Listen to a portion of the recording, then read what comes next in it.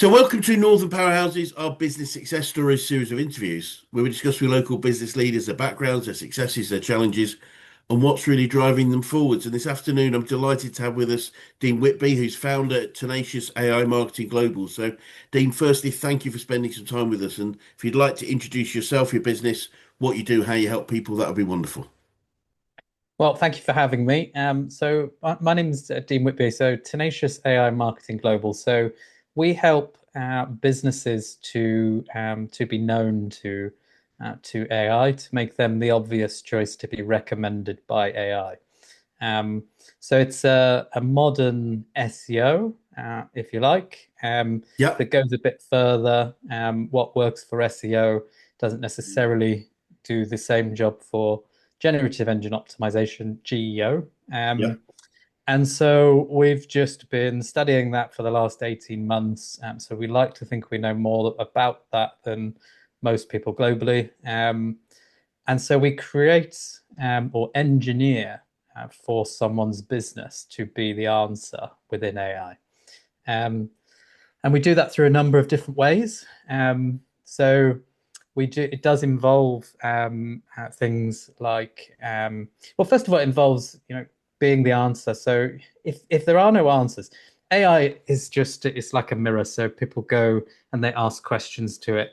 yeah, Um, it doesn't necessarily have intelligence. It's just going to reflect back what's out there. So yeah, its job is to search and then provide the very best answer for the human. And yeah, it always comes back to which is the very best answer. But the problem here lies if you don't have any answers and you've never answered a question, then you can never be the answer, no matter how good you are. And that's yeah, the unfortunate change and the big difference is that businesses now have to go and ask 5,000 questions about what their audience really want answering. So they have to do a bit of discovery and come up with, and then it's about how do you get those answers out there when there yeah, are a load of different platforms, a load of different structures, and what is AI like? As what's the structure? So how it's structured, and so we've just learnt the rules of that game, and so we apply that to businesses because there is 7 or 8 figure revenues available by being recommended by AI. We help businesses with YouTube launches because YouTube, where it has transcripts behind it, it's not for the people or trying to get YouTube revenue or trying to be an influencer, as a lot of people think. But specifically, if you imagine like service-based businesses, accountants, lawyers, cybersecurity, IT, these businesses would never normally have a YouTube. yeah. But things like YouTube and Reddit are, 40 to 50% of all AI citations. That's crazy because none of them Right. have a YouTube or Reddit strategy. So it's a big key to unlock by knowing what to do on those two platforms alone. Um, so it's a bit of know-how, and so we've brought in video editors. We've launched our own channel. We have 52,000 subscribers on YouTube. So we practice what we preach, Yeah, brilliant. um, and that's what we do for businesses. Those two things. Fascinating, fascinating. So I was going to ask what makes a great client. I guess we've talked about sectors. What from a personality perspective, potentially, what makes a great client? Who are the people that work best and get the best from you? So we've done a bit of discovery on this because we were one of the first to the plate with this. So November 2024, I was talking to an American provider of apps. So an apps platform was what we were going to do kind of between September and Yeah, November. We decided an AI apps platform with 70 apps, so an image generator, music generator, podcast generator, emails, CRMs, like everything a business needs in one apps platform, of which we still okay, have today. We still yeah, have that. yeah, And we were white labeling it from an American company. And the guy was someone who created, I think it was Plenty of Fish and sold it for $300 million. Chap called Alex Mayer, very talented chap. yeah. And he was banging on about this Ask Engine optimization. And I thought, there's something in that because I believed his pitch, that Google's going to have an issue and it might lose its market share and dominance. And Yeah. so I started creating these videos, Chris, where I was, so Google's going to die and SEO is dead. And people were just, in the comments, who's this nutter? Like, what an idiot. Like, just Brilliant. there was no AI overlays or there Yeah. was no Google AI mode, and there was just me saying that SEO is going to die. And we called it Ask Engine Optimization back then. Um, but what it did mean is that we were all in, and all of the team when we changed our whole business to it in November 2024. It meant that we could start learning. So we started spending like 20 hours a week as a team learning and learning what it was, and still to this day. So all of that kind of education puts us in a really good position Yes. today, because then the road just unfolded, Yeah. um, into what it is now, where every major tabloid is talking about generative engine optimization, but they weren't when we started. Yeah. Um, so so that was a real journey in terms of um, kind of discovery. Um, and I've kind of gone so roundabout there that I've had a senior moment and forgotten what you asked in the first place, Chris. I asked what sort of person makes a great client for you. What sort of and what I mean by that is you've Mm, identified some sectors, but yes. what I find as a business coach is I can work in lots of different sectors, but people that best work with the ones that have an open mind, want to get to somewhere they know they can't do that by themselves. Those sorts of things. It's the individual, if Yeah. you like, that might be watching now. Well, and when we made that change, we were a LinkedIn marketing, authority marketing, really, agency, Yep. with a little bit of cold calling and telemarketing. But really, we were a LinkedIn agency. Yep. Um, and so the types of clients who used us then were more kind of SMEs and growing entrepreneurs, who wanted LinkedIn. They weren't really medium and big size businesses. They were probably working in other areas with their Yep. marketing. So when we started doing, answer engine optimization, we started offering packages that, small businesses could afford.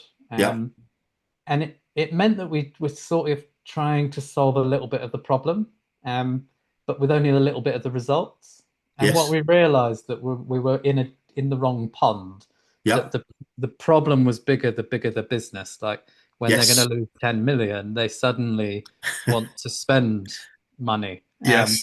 And they have the budget. And so we had to Yeah. shift completely our our marketing. So who do we work for now? So we've tried to niche down, because I do think if there are what 5 million businesses in the UK, I think it's relevant to all of them, but we can't try and sell to all of them. Yeah. Um, so um, so we've niched a little. So medium to bigger businesses make a perfect client, Yeah. because they have the biggest problem. Um, and then service-based businesses we've honed out, because I just think that whenever I speak to the owners of service-based businesses, typically they'll say, well, we don't have an Instagram, or we don't have a Facebook, or because that's not, we get most of our business from word of mouth. And, there's this kind of the people who run those businesses are typically, not always, but typically over the age of 50. Um, you know, and what they've done has been incredibly successful. But sometimes if you do what you've always done, you can, and then the world changes. Yes. It's quite dangerous. So I really want to help those people, because I know they're not likely to have the platforms that they need to be on Yeah. if they want to tap into that, 7 or 8 figure revenue, and we can help them to do that. And they do have the money to do it, and Yeah. they have the authority. So it's really easy to get AI to say their name, because they already have authority in their Yes. space. Um, so those people, service-based businesses, but I would add, we have clients that are outside of that. We have Yeah. medicinal clients, we have, drinks brands, we have people come to us, and we won't turn them away, but we aim for I, service-based businesses.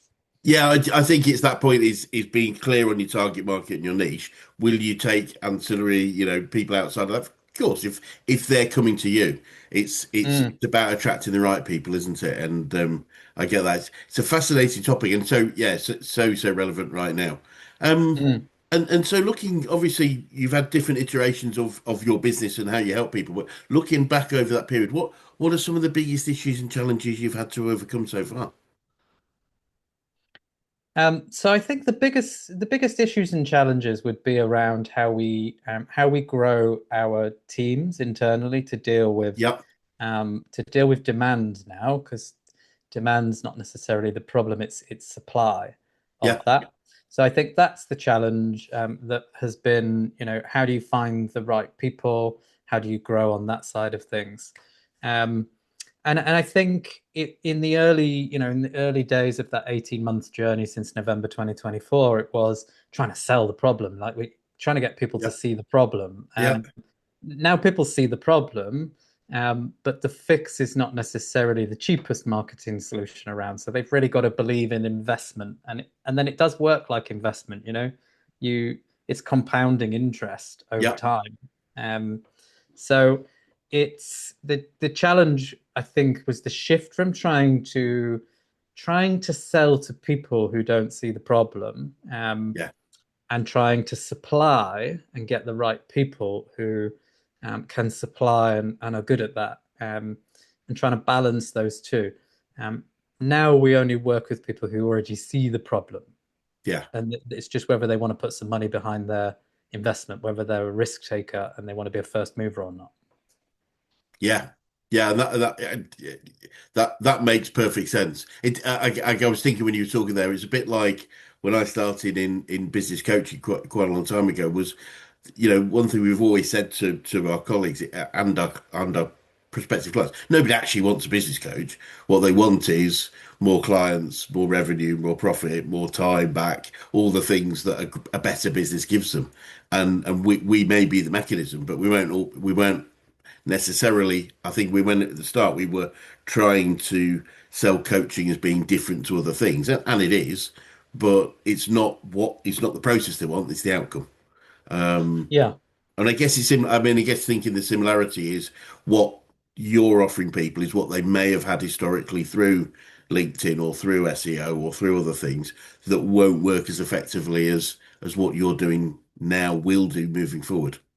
Yeah, I think, listen, I was talking to a company yesterday in a meeting, and they do something that costs £59. Um, and they do something that they spend £15,000 a month on ads, Right. on Google ads. Um, and they do something that they get 4,000 organic visitors to their website per month Yeah. from Google because they invested money in SEO when SEO was a punt. They Yeah. got ahead of the game. So Yeah. their whole business does very well on what they did and what they Yes. do.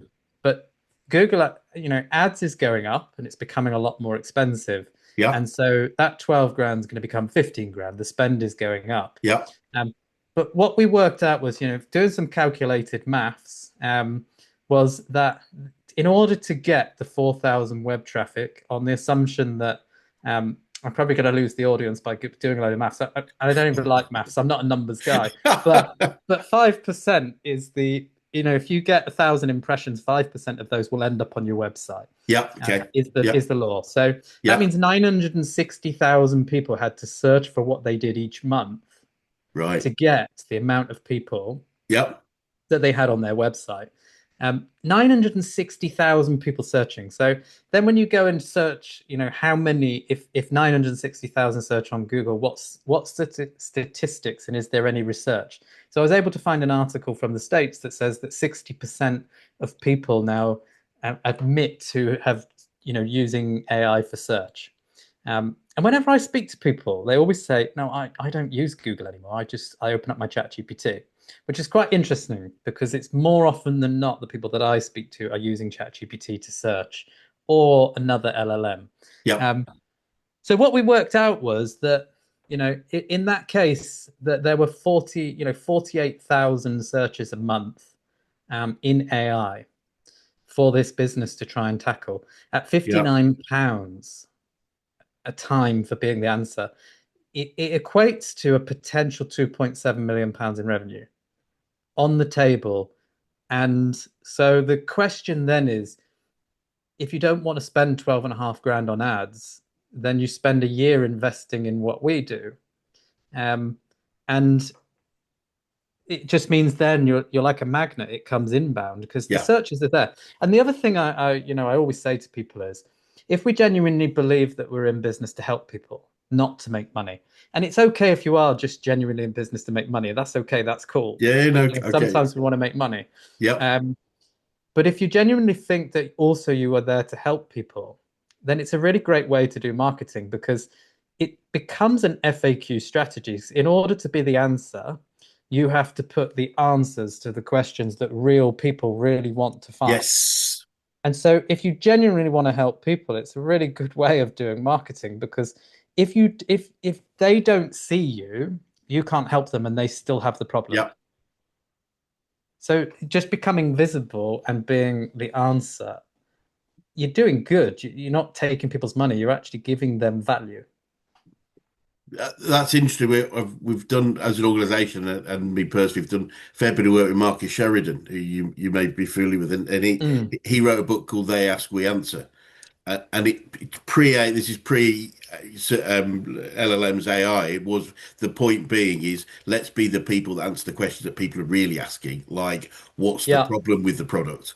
You know what does the pro? I mean, one of his big sort of messages was most organizations websites won't what's it cost, and most of them will go, well, obviously as long as a piece of string and it depends what you want, and he just said, well, look, on average it costs this, or if you want one this size or this many it costs that, because that's the thing, because at least people are getting to the website and from there they can go, then if they're on your website they're more likely to at least engage with you than not answering the question that people are really asking.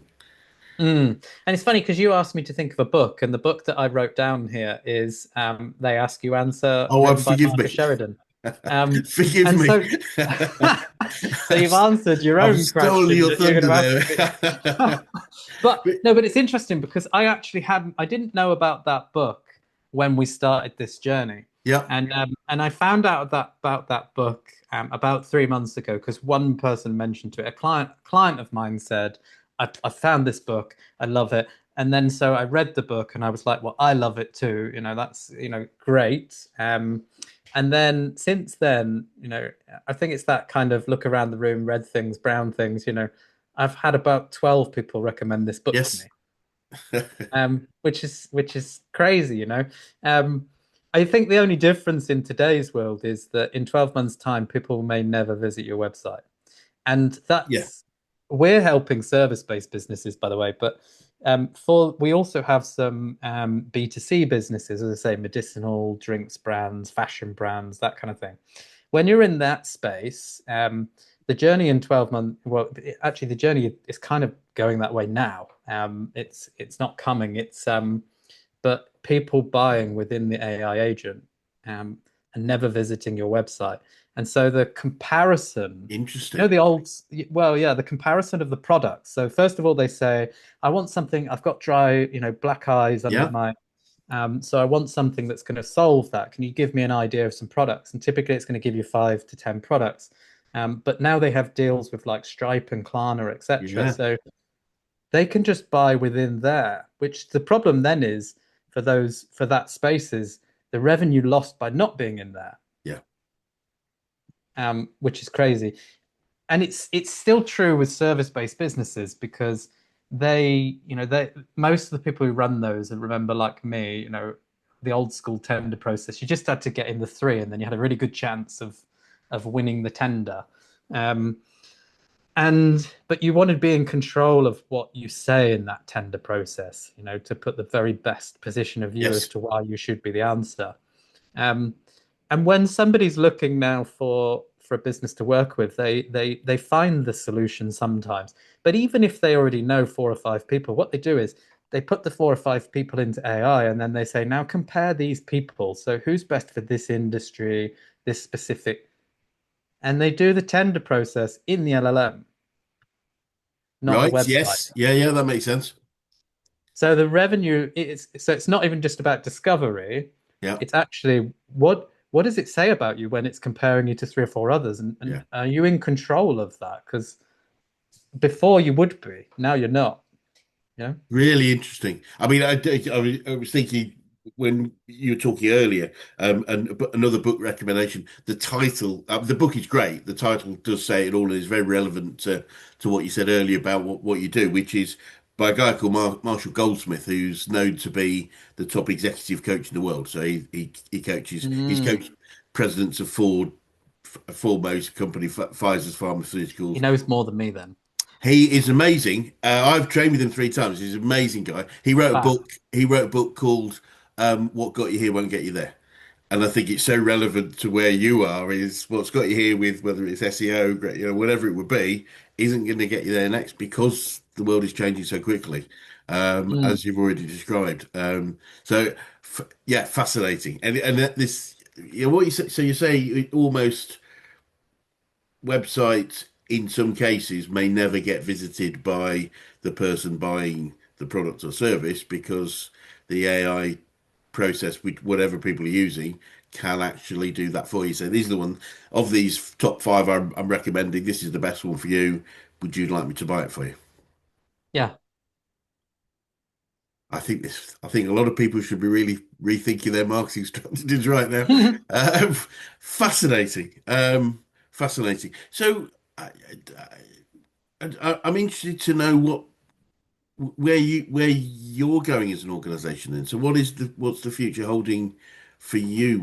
What's your ability to, I guess, market what you do in the most effective manner?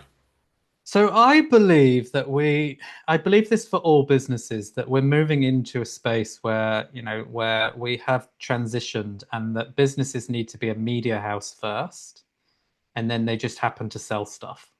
Um, Interesting. so I believe things like live events. So doing lives, doing podcasts, which is why I'm sat here. Yep. Um, I believe that having like a YouTube channel and being a thought leader on video, not Yep. just on LinkedIn. Yep.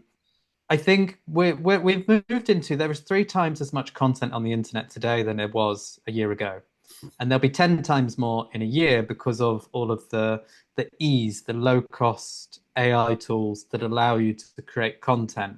And Yes. anybody can create 10 blogs on ChatGPT in 10 minutes. And so they feel like they're doing a good job for their brand and for their business. And by putting, we can put out loads of content. We don't even need people anymore.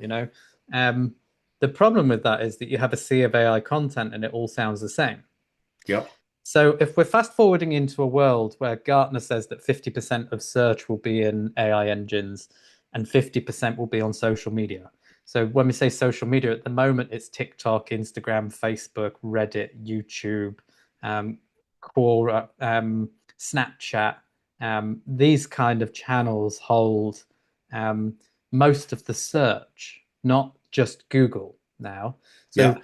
and once the blue links go, which I think they will by the end of this year, then you end up with Google AI mode, which is in AI mode. So it's all AI then. So you got to be either known by AI or in the socials. And that all of that kind of involves video because if everyone can create text and image content Yeah. at 50 quid, how are people going to see through and build trust when people are already getting annoyed by the amount of AI content, AI emails, AI LinkedIn, AI, so there's a balance that you've got to have that humans will, the people who are in control of their brand as humans will clean up because both people will want to see real people because people buy from people, Yep. and AI wants to see real people because it needs the very best answer for people and it always comes back to the people. So there's a huge problem coming is that businesses will either have good marketing teams that know how to solve that, or but there's I follow Gary Vaynerchuk, who has I think $400 million Yep. marketing and media business. And he talks about this a lot, that live and YouTube, he Yep. says that people should put 30% of their marketing budget into YouTube right now. Every business across the world, 30% of their marketing budget. I mean, that's unheard of. It's gone from number 6 to number 1 in his media agency. Wow. Um, and that's all to do with the transcripts behind those videos are readable by AI is one thing. So it's not about people, it's about AI. Yeah, That's what's going to be served up in 6 to 12 months' time. So people who have a YouTube channel are more likely to be the answer. yeah, Um, and that's worth a load of money. So, but he also says that that same thing, he'll stand on stages and he'll tell 50, 10,000 people, you need to be a media business, and those that aren't will just be invisible yeah. unless they can rely on word of mouth, and some can. That's okay. Yes, it's okay. I mean, it would but by dint of it being word of mouth, it's going to be limited. That's the sort of the fact of the matter, isn't it? Is it's Yeah. word of mouth isn't easily scalable. Certainly not at a viral level. Mm. I mean, you'd like to think it would be. It's a shame if we hadn't spoken a year ago. We had Gary V speak at our 2-day national conference last year, last April. Did you? Yeah, yeah, Wow. Love yeah. It that. was, yeah, it was. He was brilliant. I mean, it was really cool. It's an amazing conference we have, and it just and we had oh, uh, I've gone Rory. Um, anyway, Oh, Sutherland. Rory Rory Sutherland. Sutherland this year, yes, Yeah. Another one. I love watching his content. He's he's just a brilliant, isn't legend. he? Yeah.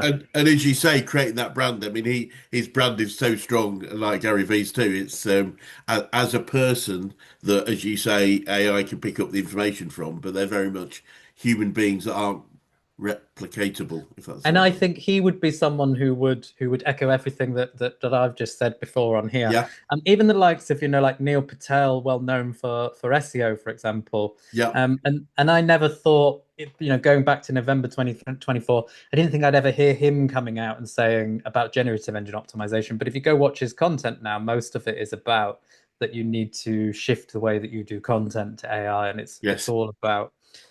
So that's one of the leading kind of voices in SEO shifting to GEO, yeah, um, which said a lot to me as I saw him do that over a period of time.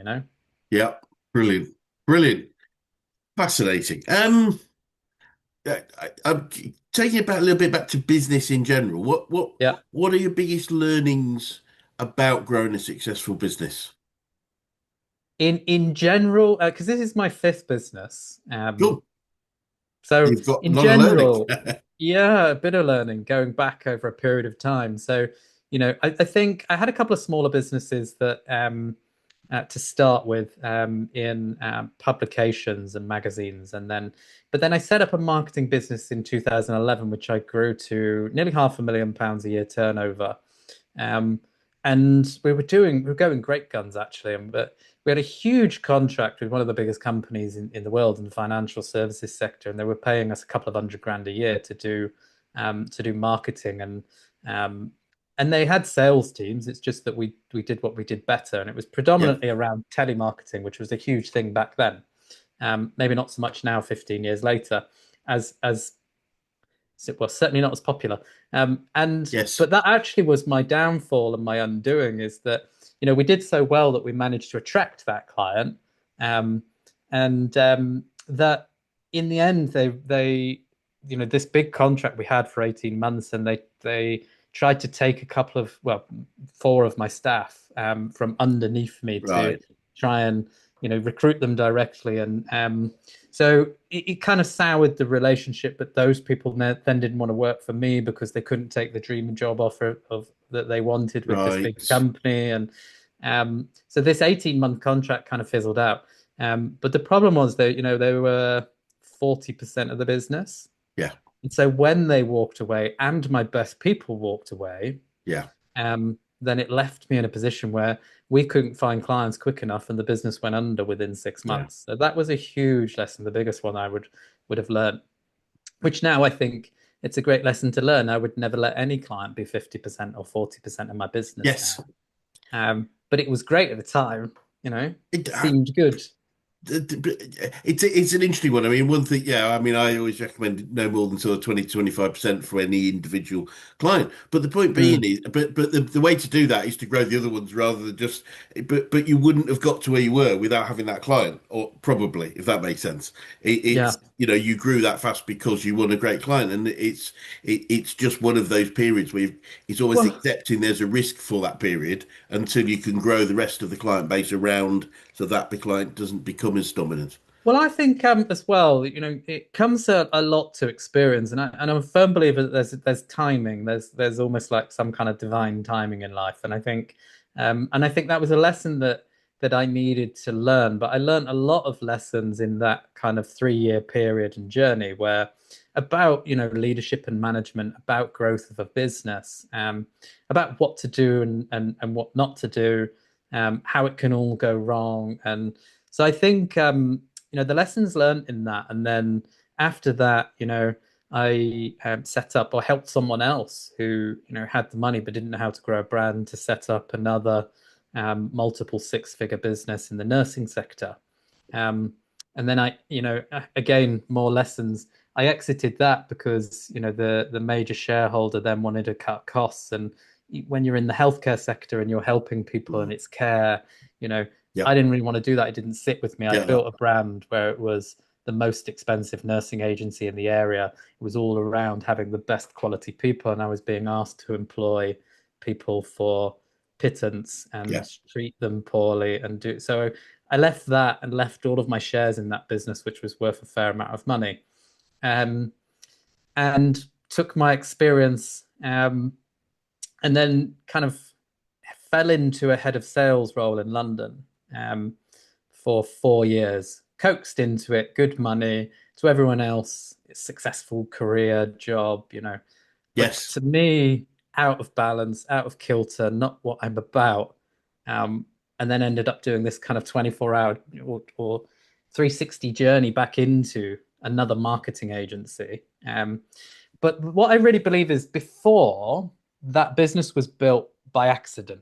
yeah, Before I wanted to be a consultant, getting about 50 grand a year and just sitting at home doing a bit of telemarketing. And I ended up turning it into this business that I didn't even intend to build at the start. Um, brilliant. this time round, I feel it's much more by design, and we have a great team of people. I feel more experienced. I know, the plan from the start was 5 years to build a business and exit, and Great. I could have told you what that business was going to look like. Could I, we've pivoted what we sell Yeah. because the world's changing so fast. But the business that we're trying to build was by design at the very start, and so that's quite nice because we're in control of the journey, and Brilliant. um, that comes from experience. I had to go through all of those different things to get that experience. Yes, it's a bit it's a bit painful. Hopefully now and again we can take a shortcut, but Yeah, a lot of the best learning happens through those challenges, I think, and it's a really great point.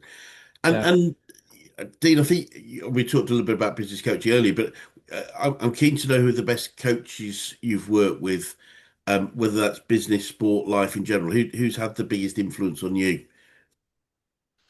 I think someone who was an accidental coach, an accidental figure in my life. Well, actually, two. I think the first job I ever had was I went into timeshare and in sales. I mean, and a timeshare at the age of 18 because I dislocated my shoulder playing football, and I figured what could I do with one arm, and because I just kept dislocating this shoulder, and so I fell into doing telemarketing, and I would have seen myself as a salesperson ever. And I went to join this timeshare office. And my boss back then, a chap called Dave, and he said to me, "Cool, you're a bit wet behind the ears, aren't you?" And he said, I don't know if you'd be able to do this." He said, "But anyway, look, you can't be you. You need to be someone else." And I said, "Well, what do you mean by that? There's nothing wrong with me." And he said, "There's nothing wrong with you, but no one's going to want to buy from you. You need to become the person Interesting. and then embody the person. And then if you can get other people to believe you are the person, but people want to buy from who they want to buy from, Yeah. and it's not you." And that Interesting. really stuck with me because it was a really good lesson. He taught me that you can teach anyone the ability and the skills and the product knowledge, but for someone to actually be really good, it comes down to that inner ability, Yeah. and you can't teach that. Interesting. Um, just so if you work hard and you have the ability, then you might have a chance. And it's funny because he, back then it was selling timeshare. So you got this little 18-year-old lad, um, and upstairs they actually sold the timeshare. So we were trying to sell something for 15 grand a week, Right. Yeah. and people came in and they weren't supposed to uh, well, they had a free holiday, so they had to listen to this talk for an hour and a half. Yes. Yeah. It's quite hard to sell to them. And in the end, I said, I was doing really well downstairs, and I said, well, I want to go upstairs. And he said, but you can't do that. And it was the same kind of thing. Look at you. Um, but you put a suit on and you have a go. And I was so determined that to go up there and to be able to do it. And I ended up being one of the best sellers in there. Brilliant. So if you're good enough, you're old enough, I suppose, is one of the things. Yep. So he was definitely one. Yeah. But there was another one, a chap called John Sanctuary, and I worked for a business called Tempest Cosgrove, and we worked with companies called like Glenigan and EMAP, Yeah. and they all had these kind of construction clients and manufacturers that wanted to get into the construction industry. So I worked for him, and he was just such a great mentor. He would Brilliant. help you out. He would, do things like take the Friday off if you hit your target. We'll all go down the pub. I'm not recommending that for everybody, but I'm just No. saying, for me, I Yeah. never missed a target every Thursday. Um, he taught me like, well, I don't know. He would, if he was listening to this, he probably wouldn't even know that actually that's what I thought. But as an inspiration for how to Brilliant. help people, and I'll always remember when I left him and I wanted to go and set up my marketing business. Um, and he said to me, how are you going to do it? And even offered to give me money to do it. So, and I, Oh, I well. found that as a really generous thing to be Yeah. losing an employee to go and help them in their life and then to offer them, do Brilliant. you want me to give you some money? You'd have to give it back to me, but do you want me to give you the money? So, Oh, yeah, really generous, nice guy. brilliant. Brilliant. And whether it's from either those guys or any other source, you have any favorite quotes or sayings you catch yourself using a lot, or you find are really relevant to what you do? Well, definitely, if you do what you've always done, you'll get what you've always got. I think is it's about learning to dance in the rain. Is another one. Nice. But also, I think you are what you think of, and I believe that your thoughts and your feelings and how you conduct yourself are a magnet for what you actually bring Yeah. into into your life. So any quotes around that, then I love that. Yeah, that makes a lot of sense. Interestingly enough, and this goes back a long time, the Mm, the the one about if you always do what you've always done, you always get what you always got. A guy said to me, and this is probably best part of 15 years ago or more, take you all the mm. way back for various things. And he said, the phrase if you always do what you always get what you always got. He actually said it's changed. He said, if you always do what you've always done, your history.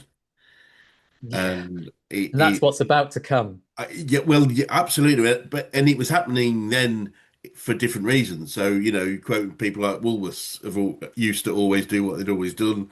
To Mm, get to a point where I think the only thing I ever bought from them was birthday cards and pick and mix. But if yeah. or Blockbuster or and there are case studies all the way through history of people that just got in And your that face. notice that you just make is something that I've referenced a couple of times in our content. Probably not nearly enough is that, the Blockbuster and do you know, Netflix went into Blockbuster and asked them to buy them for $50 million, Yes, and Blockbuster laughed them out the room. And absolutely, look how that turned out. And absolutely, nobody ever thought, like when you're as probably the same age as me probably, and you remember picking up, you remember going to the bureau drawer and opening up and taking out the menu and going, what do we all want? And or driving down to Blockbusters to pick your video. I wouldn't absolutely. I wouldn't even go out the house. It's too cold. Like you go down there and drive down and no, go down yourself. I would. So it's really everything has become convenience, right? And the whole world changed. But you just sounded like a madman if you painted that picture a while ago. Oh, That's 100%. exactly And that's exactly what we're doing now, is that I think that there is a world where, as I say, just that thing of nobody's going to visit your website. And if you're not known to AI, then, there's millions and millions of revenue at stake. It's a I, really dangerous position to be in, if I'm right. If you believe that, yes, if you, but at the very least, anyone watching this needs to research that for themselves because I would Mm. 100% agree with you that this is happening, and if we don't have a strategy to adopt, to embrace it and adopt some part of it, then yeah, history might be the word that people use about us, wouldn't they? And if you're a smaller business watching this and you want to try and challenge a bigger business, like one of my companies at the moment said, they sell something and they said, well, the likes of your Procter and Gambles are the big players here, so it'd be very difficult for us. We'd have to spend £250,000 in SEO to try to topple them, and they'd still outspend us. Like Yeah, there's no beating them. Um, yeah, but when you take a look at them in the AI engines and their performance in AI, there's David and Goliath there. You can take on anyone because it's the yeah. wild, wild west.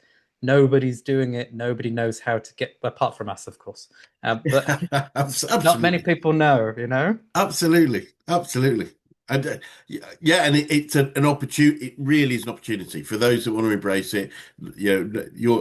It certainly. I would suggest anyone watching this needs to at least understand it better, and at least we have a simple phrase in actual case we call it test and measure. Try stuff Mm, and find the results and just see because whether you think it whether you have a really good belief that it won't or whether you believe it will, just try stuff and just see. But this mm, is something that is happening and it's happening now. It's interesting. And this is obviously not the this is a bit of a blunt instrument to demonstrate what you're talking about. But I remember our founder Brad was who is the number one business coach in the world. We've been for SME businesses, so mm, we as an organisation been doing this sort of 35 years, and that started with Brad. And so he said he went on ChatGPT and said ChatGPT and said, who's the best business coach in the world? And it came back and he said, well, Tony Robbins. And he said, well, that's really interesting. And he started to have an argument about it. So, well, can you go and do some more research? Because Tony Robbins is known for being a very, very effective life coach. He's changed many, many people's lives, and many of those were business people. But he doesn't actually have a track record necessarily in helping people grow businesses. And he went away and said, yeah, you're right. And then I can't remember. But he had to go through about mm. 5 iterations for it finally to say, oh, you're the best business coach in the world. But it, Yeah. wa- but it demonstrated that it was, as you said right at the start, that the tool was going out and finding information that existed and formulating an idea that, Tony Robbins certainly is one of the most well-known coaches in the world, without a shadow of a doubt, and therefore he was the number one as far as ChatGPT thought that at the And time. you raise a good point there because that's exactly what we do. Is the interesting thing is if you're not in control of what AI knows about your brand or about you as a person, then that's quite a tricky place to be in because people are still going to do the search there, and it is just a mirror. So at its simplest nature, all we're doing is presenting the information presented when AI goes to the mirror Yep, is what you would want it to be. brilliant. It's just a structuring and a design that what's online Yep, is what you would want it to be. And if what's online is confusing, which it probably is, you imagine all those businesses that have been around for 20 years, imagine what's online. So when AI goes yeah, to the mirror, it's quite conflicting. So they can't be the answer because it has absolutely no idea what you stand for now. absolutely. So half of it's just tidying it all up. But one of the things that I'd point out is as a byproduct of generative engine optimization, which is what we're talking about, um, all of the clients we've had in the last 10 months, every single one of them has at least tripled the traffic to their website within the first 6 months. So, from an SEO Wow, point of view, wow. and up to 10 times the traffic. So, up to 10 times the amount of people coming to your web. I'm not talking about 1 to 10, I'm talking about like 2,000 to 20,000 Wow. visitors um, a month. That's amazing. That's incredible. And that's but we never talk about SEO. We always talk about we do generative engine optimization, this thing over here, but it does work over here too, because when Yes. you're doing that, you're making it much easier for Google to understand also, and Bing, what you do and what you stand for. And so of course it naturally works. I would suggest it, and I mentioned sort of my learning Mm. from our history is people don't really care how we do it. They only care that they get the result. Uh, Yeah. and so, but what is also interesting is perhaps is if people don't understand what we do, then sometimes it's best not even try. We don't necessarily want to spend too much time explaining it. Just tell them that they're going to get the results. And clearly, what you've just identified. So anything from 3 times to 10 times more lead generate, more searches or website visits. Sorry, you said with what you're doing. Fascinating. It's Yeah. And the other thing is collapsing the sales funnel. So typically clients will see the sales funnel collapse from 6 months to something more like 6 weeks, because of the kind of 7-11-4 rule. So, more content. If you think of platforms like YouTube are brilliant for this. Like yeah, if you do a good job on YouTube and you have the right YouTube channel, your salespeople shouldn't need to sell. yeah, And yes, the AI, they're either going to do the comparison in AI, or you send them to your YouTube channel and you use it as a sales tool as well. yeah. That makes perfect sense. Dean, it really is fascinating talking to you, and I could talk all day. Yeah.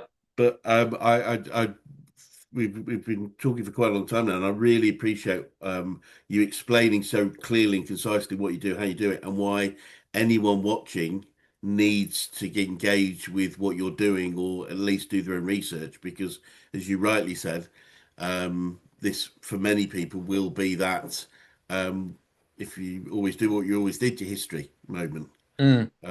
as it has been for many organisations historically, and I think it will be in the future, unfortunately, and no one would take any pleasure from that. But if we don't put the effort into finding out, then I guess we get what we deserve in many ways. And if they want to find out, Chris, we have a kind of trackability tool to track the progress and success, which is called our Answer Architect. So it's www.answerarchitect.ai. Brilliant. But for free, someone can go and they can scan their website URL, and it will Yep. tell them how visible they are, Oh, where they're brilliant. cited, and give them a visibility score and what to fix first, all for free. So they can go and check it. Wonderful. Wonderful. So give us that website again, Dean, please. That's really valuable. So it's www.answerarchitect, as you'd expect it to be spelled, dot AI. Wonderful. And for anything, I mean, obviously that's the first place people should go. But if they want to get in touch with you or your business alongside that, what's the best way of doing so? So they can go to www.tenaciousmarketing.co.uk, and they can check out what we do, 7-step frameworks. There's results for clients on there. Or if you go to YouTube and you search for Build with Dean, then you can get to the YouTube channel. We're going to put on there everything that we know for free. There's a load of free resources, what to Brilliant. do, how to do it. So you don't even have to buy us. You could just go there and do a bit of DIY first and see if what we actually say works. Wonderful. Well, Dean, it'd be great to swim by another 6, 12 months. Probably not that long away because these things are moving so fast. Just to Mm. find out how things are developing for you, the business, and the world in general. But for now, thank you so much for your time. Thank you for having me. Thank you.